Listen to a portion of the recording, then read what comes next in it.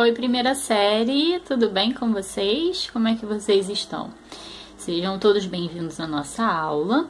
Hoje nós vamos finalizar o capítulo 5 com a correção do dever de casa e com o estudo do conteúdo de produção textual da nossa apostila.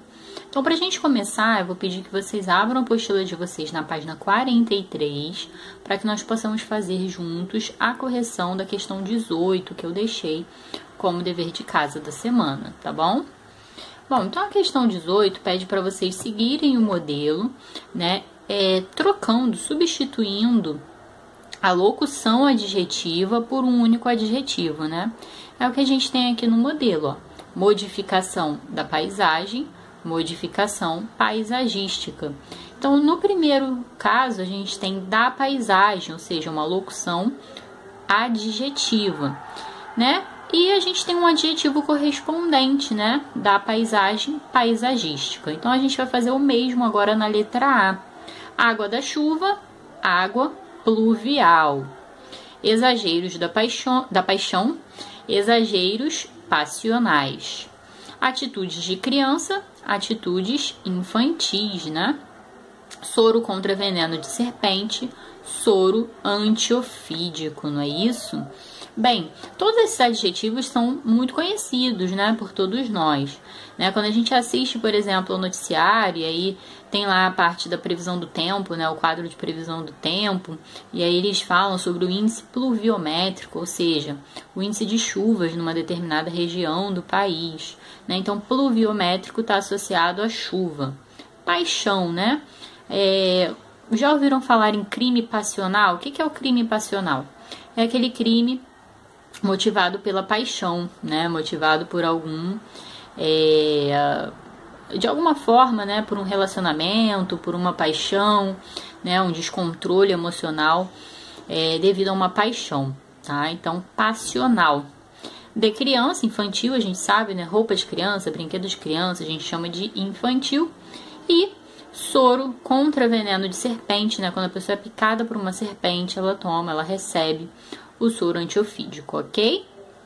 Dito isso, a gente pode passar aqui para a página, deixa-me ver, página 45, não, 44, né? O conteúdo começa na página 44, ali bem no finalzinho da segunda coluna da página 44.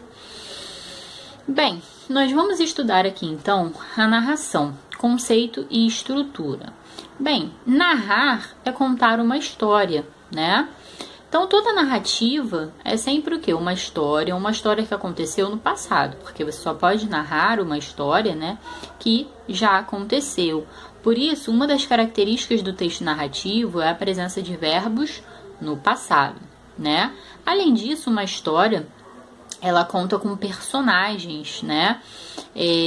Os personagens são os atores, né? São aqueles seres que motivam a narrativa, né? Que realmente praticam as ações ou sofrem as ações que são representadas ali naquelas narrativas, né? Que são narradas de fato, tá? Bem, então, como eu disse a vocês, aqui na página 44, eu vou pedir para vocês marcarem os principais tópicos, né, que estão sendo colocados aqui para vocês estudarem. Ó, a finalidade da narração qual é? Contar uma história. Essa história pode ser fictícia ou não. Sempre que a gente pensa em texto narrativo, a gente pensa logo num conto de fadas, né, numa fábula, até numa novela, né? Mas quando vocês chegam em casa, por exemplo, e contam para as pessoas que moram com vocês um episódio que aconteceu numa festa, ou contam como foi o dia de vocês numa rotina, né, de escola, né, de aulas presenciais, que nós infelizmente não estamos tendo agora, vocês estão também produzindo um texto narrativo, né? E esse texto é baseado em fatos reais. Essa narrativa não é fictícia, né? E os personagens somos nós, né? O professor, o seu amigo de classe, né? É sobre eles que você vai falar. Bem, a estrutura da narração sempre procura responder as seguintes questões: quem, que, como, quando, onde e porquê. Nos primeiros parágrafos de um texto narrativo, nós temos aquilo que se chama de apresentação, que é justamente o momento em que são apresentados os personagens, né? Então, o quem, o onde, né? Ou seja, onde se passa a narrativa. Vamos pensar num conto de fadas, como é que ele se inicia? Era uma vez uma linda princesa que morava num castelo com seus pais. Né, assim? Então já é apresentado o que? A personagem principal, uma linda princesa. A gente já fica sabendo onde essa narrativa se passa, se é num castelo, se é no campo, né? Então, no primeiro parágrafo, que é o parágrafo de apresentação, normalmente a gente tem a resposta para essas perguntas, tá? Todo texto narrativo também conta com um narrador. Quem é o narrador? Aquele que dá voz aos personagens, aquele que narra de fato a história, né? E aí, esse narrador, gente, ele pode ser em primeira pessoa, quando ele também é personagem, então ele narra uma história da qual ele faz parte, né? Ou pode ser um narrador observador, que é aquele narrador que não faz parte da história como personagem, ele apenas narra o que vê, tá? Então, nesse caso, o texto é narrado em terceira pessoa, tá? E a gente chama isso de foco narrativo, tá? Então, quando o narrador é personagem, o foco narrativo é de primeira pessoa, o texto é narrado em primeira pessoa.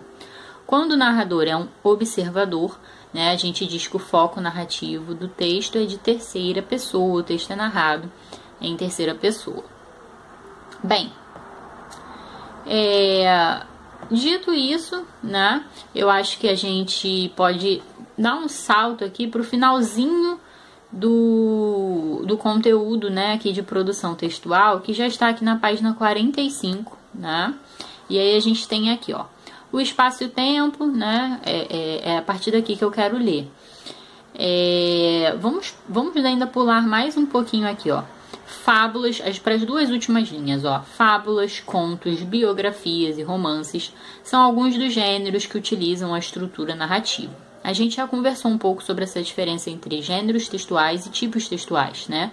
Muitos gêneros textuais, como as novelas, os filmes, os contos de fadas, as fábulas, elas se apropriam dessa estrutura narrativa que é propícia à contação de uma história, tá? E quais são as características do texto narrativo, dessa estrutura narrativa? Verbos no passado, emprego de advérbios, né? Então a gente tem esses advérbios que vão marcar o tempo, né? A passagem de tempo nas narrativas. Então, um belo dia, a mocinha se declarou para o seu amado. Então, nesse momento, passados alguns dias, 2 anos depois, eles se casaram e foram felizes para sempre. Então, você tem ali 2 anos depois, um belo dia. Você tem ali estruturas que vão te dando pistas, né, de localização, né, quando aquilo aconteceu. Então, em um certo dia, em um belo dia, né, você tem aí esse tipo de estrutura, ok?